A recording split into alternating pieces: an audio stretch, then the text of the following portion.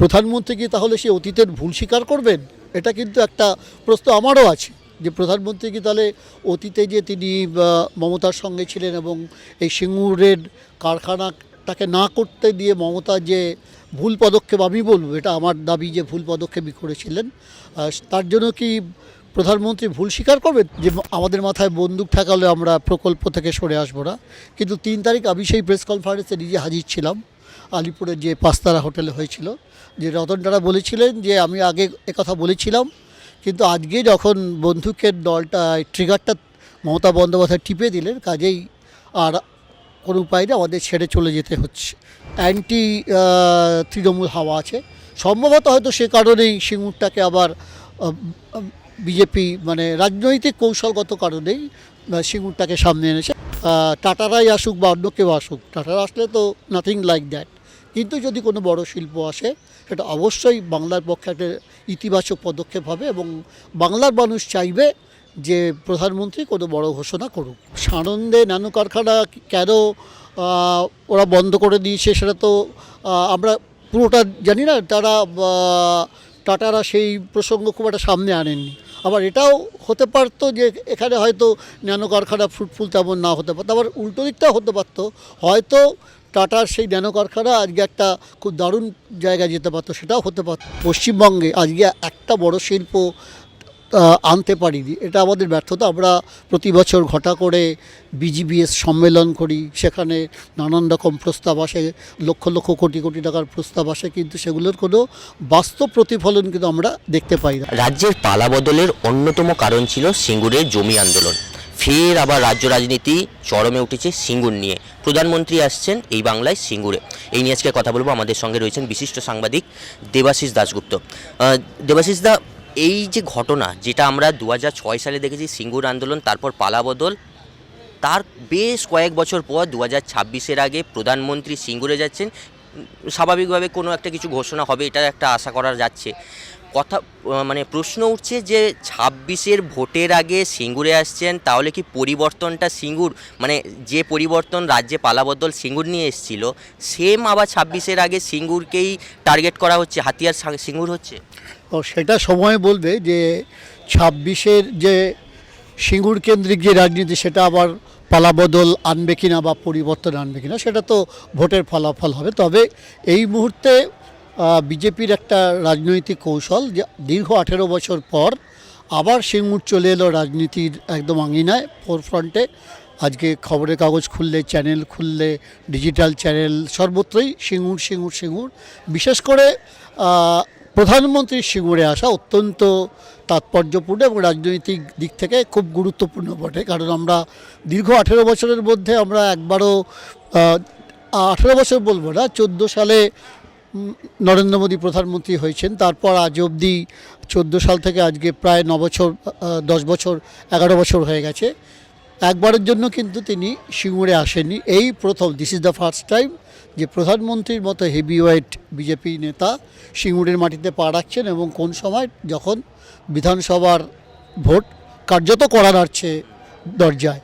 সেই পরিপ্রেক্ষিতে প্রধানমন্ত্রী কি বলবেন তার দিকে আমাদের অবশ্যই নজর থাকবে। প্রধানমন্ত্রী করে নতুন বার্তা দেবেন কি না, সিঙ্গুরের সেই স্পটে দাঁড়িয়ে, যেই স্পটটা এখন একটা ধ্বংসস্তূপে পরিণত হয়েছে, একটা চাষের জঙ্গলে পরিণত হয়েছে, যে সিঙ্গুরকে আমরা কেন্দ্র করে অনেক স্বপ্ন দেখেছিলাম, একটা বৃহৎ শিল্প হবে, তাকে কেন্দ্র করে হাজারটা অনুসারী শিল্প গড়ে উঠবে, বা একটা এমন একটা পরিস্থিতির স্বপ্ন আমরা দেখেছিলাম যে বাংলা চেহারাটাই পাল্টে যাবে, কিন্তু যে কোনো কারণেই হোক সেটা হয়নি।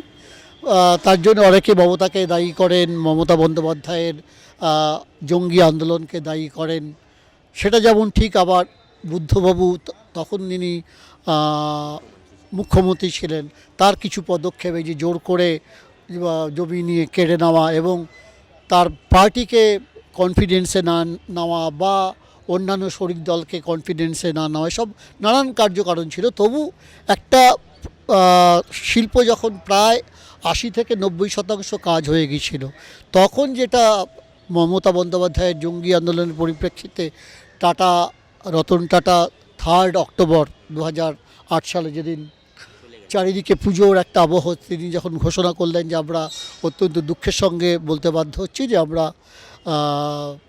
টাটা থেকে চলে যাচ্ছি, কারণ তিনি এর আগে বলেছিলেন যে আমাদের মাথায় বন্দুক ঠেকালে আমরা প্রকল্প থেকে সরে আসবো না। কিন্তু 3 তারিখ আমি সেই প্রেস কনফারেন্সে নিজে হাজির ছিলাম, আলিপুরের যে পাঁচতারা হোটেলে হয়েছিল, যে রতন টাটা বলেছিলেন যে আমি আগে একথা বলেছিলাম, কিন্তু আজকে যখন বন্দুকের দলটা ট্রিগারটা মমতা বন্দ্যোপাধ্যায় টিপে দিলেন, কাজেই আর কোনো উপায় নেই, আমাদের ছেড়ে চলে যেতে হচ্ছে। সেদিনকেই পশ্চিমবঙ্গে স্বপ্নভঙ্গ হয়েছিল এবং তারপরে দীর্ঘ অনেক টালবাহানা হয়েছে, মামলা মোকদ্দমা হয়েছে, জমি ফেরত দেওয়া হয়েছে, কিন্তু মমতা বন্দ্যোপাধ্যায় এই যে সিঙ্গুর একটা পরিবর্তনের অন্যতম অঙ্গ ছিল, অন্যতম একটা ক্রাইটেরিয়া ছিল, কিন্তু তখন মমতা বন্দ্যোপাধ্যায় মুখ্যমন্ত্রী হয়ে যাবার পর ঘোষণা করেছিলেন যে সিঙ্গুরে শিল্প হবে। তারপরে 15 বছর কেটে গেছে, আজ অবধি সিঙ্গুর একটা ভারী শিল্প তো হয়নি। শুধু সিঙ্গুর নয়, আজ অবধি রাজ্যের কোথাও কোনো ভারী শিল্প কিন্তু হয়নি। এটা একদম খোলা চোখের কথা। তিনি এবং মমতা বন্দ্যোপাধ্যায় নিজেও দাবি করেন না যে তিনি কোনো বড় শিল্পের ফিতে কেটেছেন বা উদ্বোধন করেছেন। কিছু খুচখাচ ছুটকো ছটকা হয়তো শিল্প হয়েছে, তিনি বারবার দাবি করেন এমএসএমইতে আমরা 1 নম্বর, কিন্তু সেটা আদতে কতটা হয়েছে সেটা নিয়ে প্রশ্ন আছে। এই প্রেক্ষাপটে দাঁড়িয়ে আমাদের সকলেরই নজর থাকবে যে 18 তারিখ আগামী পরশুদিন প্রধানমন্ত্রী সিঙ্গুরে দাঁড়িয়ে কী বার্তা দেন।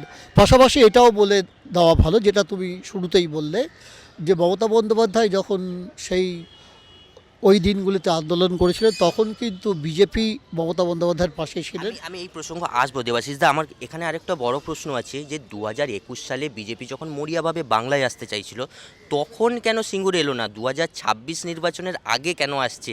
এটা কিন্তু একটা বারবার প্রশ্ন উঠছে যে 21-এর আগে এলো না কেন? তখন তো প্রায় বলা যেতে পারে বিজেপির মন্ত্রিসভা পর্যন্ত ঠিক হয়ে গেছিলো, আপনিও জানেন ঠিক। মানে তখন বিজেপি যেভাবে মানে সারা বাংলা জুড়ে যে বিজেপির যে একটা হাওয়া দেখা যাচ্ছিল, যে সরকারে চলেই এলো হয়তো বিজেপি, কিন্তু শেষ পর্যন্ত তা হয়নি, পরিসংখ্যান তো হয়নি। কিন্তু 26-এর আগে কেন, 21-এ নয় কেন, এই প্রশ্নটা তো উঠছে। না, এটা আবার যেটা ধারণা, যে তুমি যেটা বললো আমি তোমার সঙ্গে একটুখানি ডিফার করি, যে 21-এর থেকে আমার যেটা মনে হচ্ছে যে 26-এ কিন্তু বিজেপির প্রসপেক্টটা একটুখানি বেটার। এটা আমার ব্যক্তিগত ধারণা। 21-এ অতখানি হয়তো ছিল না, কিন্তু 26-এ হাওয়াটা, তার মধ্যে অনেকগুলো ঘটনাও ঘটে গেছে। রাজ্যের আইন শৃঙ্খলা পরিস্থিতি, শিল্প নেই, তারপরে বেকারি বাড়ছে, 26,000 শিক্ষকের চাকরি চলে গেছে। তারপরে সোশ্যাল মিডিয়া খুললে আজকাল দেখা যায় যে, যেটা একটা সময় বামফ্রন্টের সময় আমরা দেখেছিলাম, ওই 2008-9 ওই 10 ওই পিরিয়ডটা কিন্তু একটা রব উঠেছিল যে সিপিএম প্রায় এবার গেল, এবং সোশ্যাল মিডিয়া এতখানি অ্যাক্টিভ ছিল না। এবার কিন্তু খেয়াল করলে দেখা যাবে, এবং রাজনৈতিক পর্যবেক্ষকদের অনেকেরই ধারণা, আমিও ব্যক্তিগতভাবে যেটা ফিল করছি বা লক্ষ্য করছি, এবার কিন্তু সোশ্যাল মিডিয়ায় বা ট্রামে, বাসে, ট্রেনে একটা অ্যান্টি ইনকামবেন্সি বা একটা অ্যান্টি তৃণমূল হাওয়া কিন্তু খুব জোরদার। এটা বামফ্রন্টের শেষ সময়টা কিন্তু এটা দেখা গেছিলো যে খোলাখুলি সবাই বলছিল, সেই জিনিসটা কিন্তু এবার দেখা যাচ্ছে, যেটা গত 21 সালে অতটা ছিল না। এবার কিন্তু রাস্তাঘাটে আলোচনা করলেই বা রাস্তাঘাটে কথা বলে একটু কান পাতলেই শোনা যায় একটা অ্যান্টি তৃণমূল হাওয়া আছে। সম্ভবত হয়তো সে কারণেই সিঙ্গুরটাকে আবার বিজেপি মানে রাজনৈতিক কৌশলগত কারণেই সিঙ্গুরটাকে সামনে এনেছে, এবং যদি এখান থেকে কোনো বড় ঘোষণা তৃণমূল বিজেপি করেন বা প্রধানমন্ত্রী করেন, সেটা অবশ্যই অ্যাসেম্বলি ইলেকশনে একটা ইতিবাচক ফল দেবে বলে এটা আমার ব্যক্তিগত ধারণা। পাশাপাশি এটাও মাথায় রাখতে হবে যে, যেটা তুমি বললে বা আমিও বললাম, যে তখন মমতার আন্দোলনে বিজেপি একদম সঙ্গী ছিল, এবং রাজনাথ সিং তখন দিল্লি থেকে উড়ে আসতেন তিনি। এবং আপনার নিশ্চিত মনে আছে অনশনের যবে শেষ দিন, তবে রাজনাথ সিং এলেন এবং উনি ছুটে এলেন, এবং অন্যান্য বিজেপি নেতা মানে তৎকালীন যিনি যারা বিজেপি করতেন তারা কিন্তু সেই মঞ্চে ছিলেন, সেই ছবি মঞ্চে ছিলেন, এবং তথাগত রায়, রাহুল সিনহা এরা অ্যারেস্ট হয়েছিলেন মমতার সঙ্গে। এবং এই পরিপ্রেক্ষিতে স্বাভাবিকভাবেই প্রশ্ন উঠবে যে প্রধানমন্ত্রী কি তাহলে সে অতীতের ভুল স্বীকার করবেন? এটা কিন্তু একটা প্রশ্ন আমারও আছে, যে প্রধানমন্ত্রী কি তাহলে অতীতে যে তিনি মমতার সঙ্গে ছিলেন এবং এই সিঙ্গুরের কারখানাটাকে না করতে দিয়ে মমতা যে ভুল পদক্ষেপ, আমি বলবো এটা আমার দাবি যে ভুল পদক্ষেপই করেছিলেন, তার জন্য কি প্রধানমন্ত্রী ভুল স্বীকার করবেন তার দিকে আমাদের অবশ্যই নজর থাকবে। যদি তিনি ভুল স্বীকার করেন সেটা কিন্তু বিজেপির একটা, আমার ব্যক্তিগত ধারণা, একটা বড় চাল হবে এবং বিজেপি সেখানে একটা মহানুভবতার পরিচয় দিয়ে সেটা যদি সেই ভুলটা স্বীকার করে তিনি যদি কোনো বড় বার্তা দেন যে আমরা এখানে শিল্প গড়ব, কারণ আমরা দেখেছি আজ অবধি কোনো শিল্প হয়নি, এখনও সেখানে শিয়াল কুকুর চড়ে বেড়ায়,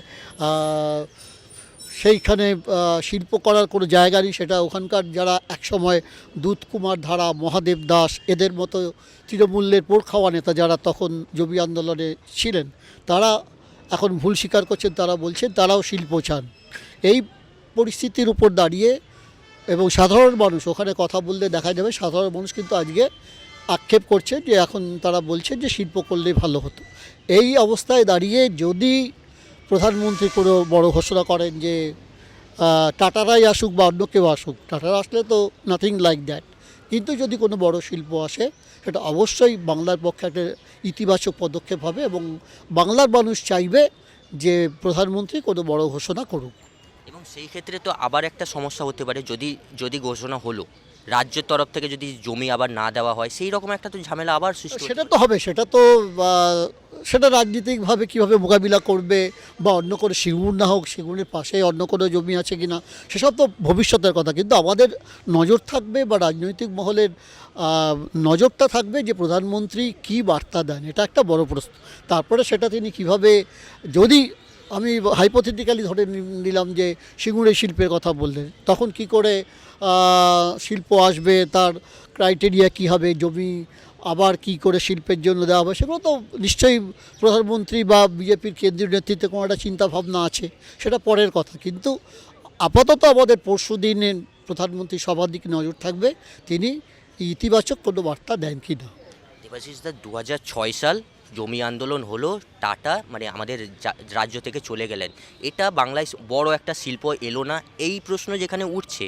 এবং অন্যদিকে আরও একটা প্রশ্ন উঠছে যে টাটা মানে যে প্রজেক্ট করার জন্য টাটা ন্যানো প্রজেক্টের জন্য এসেছিল, সেই ন্যানো মানে মডেলটাই এখন বন্ধ হয়ে গেছে। যদি এই বাংলায় হতো এটা, সেই কোম্পানিও তো বন্ধ হয়ে যেত। এই প্রশ্নও কিন্তু উঠছে, মানে একদিকে যেরকম শিল্প এলো না মানুষ বলছেন, এই প্রজেক্টটা বন্ধ হয়ে যেত তখনও তো মানুষ আঙুল তুলতো, এটাও তো মানুষ তুলছে। হ্যাঁ, সেটা একটা প্রশ্ন, সেটা বলা যেতে পারে, কিন্তু আমরা তো এটা হাইপোথেটিক্যাল প্রশ্ন হয়ে গেল। সানন্দে ন্যানো কারখানা কেন ওরা বন্ধ করে দিয়েছে সেটা তো আমরা পুরোটা জানি না। টাটারা সেই প্রসঙ্গ খুব একটা সামনে আনেননি। আবার এটাও হতে পারতো যে এখানে হয়তো ন্যানো কারখানা ফ্রুটফুল তেমন না হতে পারতো, আবার উল্টো দিকটাও হতে পারতো, হয়তো টাটার সেই ন্যানো কারখানা আজকে একটা খুব দারুণ জায়গায় যেতে পারতো, সেটাও হতে পারতো। সেটা এটা হাইপোথেটিক্যাল, কী হতে পারতো সেটা একটুখানি অবাস্তব আর কি। বঙ্গে বিজেপির সিঙ্গুরটাই তাহলে হাতিয়ার, আর কোনো ইস্যু পেলো না, এই প্রশ্ন উঠছে। না, সিঙ্গুর একটা অন্যতম হাতিয়ার এটা বলাই যেতে পারে, সেটা তো বিজেপি ঠিক করবে, সেটা তো তুমি আমি ঠিক করবো না বিজেপির কি হাতিয়ার হবে। কিন্তু সিঙ্গুরটা ওরা নিশ্চয়ই কোনো ভাবনাচিন্তা ওদের মাথায় আসে যার জন্য সিঙ্গুরটা এসেছে। পাশাপাশি একাধিক ইস্যু তো আছেই, দুর্নীতি আছে, বেকারি আছে, চুরি আছে, এগুলো তো আছেই। এখন সেই মুহূর্তে সিঙ্গুর, আমি এটা বলবো না যে সিঙ্গুরই একমাত্র হাতিয়ার, হতে পারে সিঙ্গুরটা অন্যতম হাতিয়ার, এটা হতে পারে। কি ভেবে চিন্তে করেছে সেটা আমার পক্ষে বা তোমার পক্ষে বলা সম্ভব নয়। একটু যদি অ্যাড করে দিই, মানে সিঙ্গুর বলবো না, যদি বলি বড় শিল্পকে হাতিয়ার করে এই বাংলায় আসতে চাইছে বিজেপি, এটা কি ভুল বলা হবে? সেটা হতে পারে, কারণ বড় শিল্প তো এখানে আসেনি আজ অবধি। যেটা আমি একটু আগেও বললাম যে আজ অবধি কোনো বড় শিল্প মুখ্যমন্ত্রী উদ্বোধন করেছেন এমন কোনো দাবি তিনিও করেন এবং কোনো কেউই আমরা দেখতে পাই না। খালি চোখে আমরা কোনো বড় শিল্প দেখিনি। আজকে 15 বছর হয়ে গেল। একটা সময় মুখ্যমন্ত্রীর সঙ্গে স্পেন সফরে গিয়ে সৌরভ গাঙ্গুলি বলেছিলেন যে শালবনিতে ইস্পাত কারখানা হবে, আজ অবধি তার কোনো আমরা পরিচয় পাইনি বা কোনো প্র্যাকটিক্যালি কোনো বড় শিল্প হয়নি। সেই পরিপ্রেক্ষিতে এটা তো একটা প্রশ্নই আসবে যে বড় শিল্প হচ্ছে একটা রাজ্যের উন্নয়নের একটা অন্যতম মাপকাঠি, সেটা যে কোনো রাজ্যেই হোক। আমরা আজকে প্রতিবেশী রাজ্যগুলোতে দেখছি, ওড়িশা, এমনকি বিহার, গুজরাট বা অন্যান্য রাজ্য আমি ছেড়েই দিলাম, বিহার, ওড়িশা কী পরিমাণ ডেভেলপমেন্ট করেছে বড় শিল্পের ক্ষেত্রে।